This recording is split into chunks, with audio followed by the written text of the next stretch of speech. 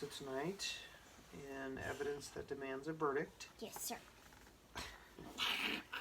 we're talking about the Bible's unique in its survival and resilience. No other written work has ever been attacked, scrutinized, and persecuted as have the canonical books of the Bible. From emperors, monarchs, and dictators who tried to destroy the words of Scripture, and then it lists some of the dictators here, to intellectual attempts to discredit the content of Scripture, and then it lists some more people, the Bible has withstood all forms of opposition. Number one, through persecution. Two examples of attempts to destroy the Bible, one ancient and one recent, demonstrate the ferocity of Christianity's opponents.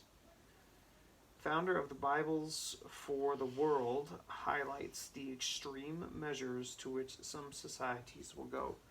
Okay, now this is a quote. Diocletian became Caesar in year 284. For the first 19 years of his reign, Christians had rest from persecution. Okay, so did you hear that? The first 20 years or so, Diocletian, who was a Caesar, like a Roman Caesar, he was the king of Rome, if you will, he left the Christians alone for the first 20 years of his reign, so when he took the throne.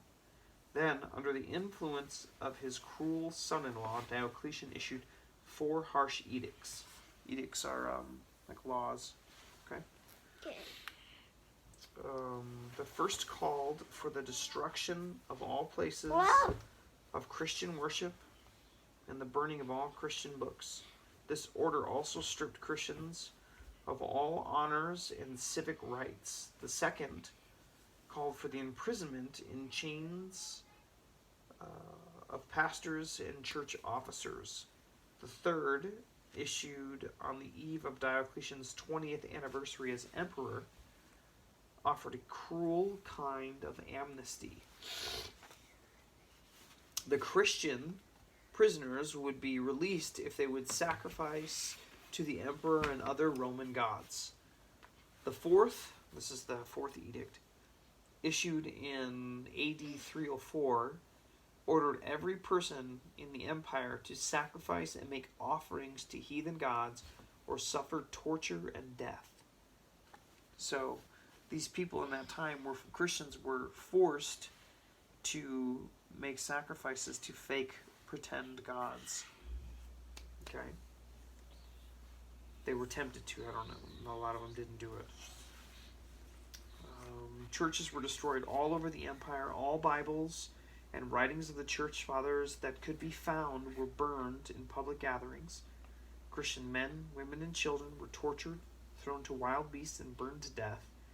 Diocletian had a monument erected at the site of one of the Bibles burning, bearing the inscription Extincto nomine Christianorum. Extinct is the name of Christians. That's what it means in Latin.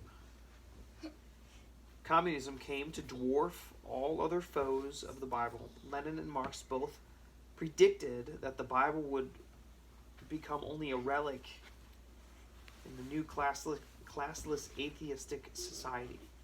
Adjoining countries were annexed into the Soviet Empire, religious freedom denied, missionaries banished, Bibles confiscated, and churches turned into museums or closed. Millions of citizens, including many Christians, died in Stalinistic blood purges in the 1920s and 30s. In village after village, residents were called to mass meetings and asked, "Are you with the Marxists or the believers?" Those who said believers were shoved into cattle cars and shipped to Siberia. Millions perished in communist countries other than the Soviet Union. Here, too, Bibles were destroyed. It was a return of the hate-filled persecution under the old Roman empires, except that many, many more have died for the Christian faith and the authoritative Bible in the 20th century than all the bloody vendettas of the Caesars of Imperial Rome. Wow, that's crazy. Did you hear that, though? how these Christians were set up, and they were told or asked if they believed in Jesus, if they believed in the Bible, or if they were with the communist. And if they were with the communist, then they were allowed to leave. But if they were with the Christians, they had to be shoved into these cars, hundreds of people shoved into a tiny space. So it would be like your room, in your room, and you'd be shoved into this room with 300 other people in a train where you wouldn't be able to sit down, you wouldn't be able to lay down, you just stand in one spot, and shipped off to a really super, super cold place where you would just work in a camp until you died. All because you said you believed in Jesus. Crazy. Other examples of persecution could be cited from history to document the persistent antagonism against the Bible, yet there is no indication that the desire for or distribution of the Bible is waning, which means that the Bible is still being circulated in spite of persecution. So Christians are dying, but they still want the Bible.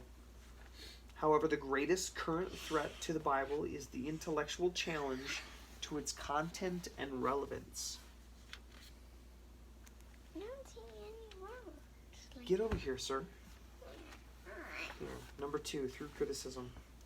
In spite of the intellectual skepticism that began to spread in the 17th century and still permeates culture today, the Bible continues to be as intellectually viable now as during the time of its composition.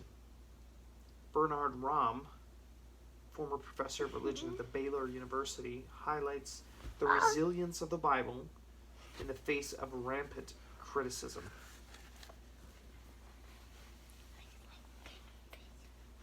You know, there's audio too, so people can hear you when you talk.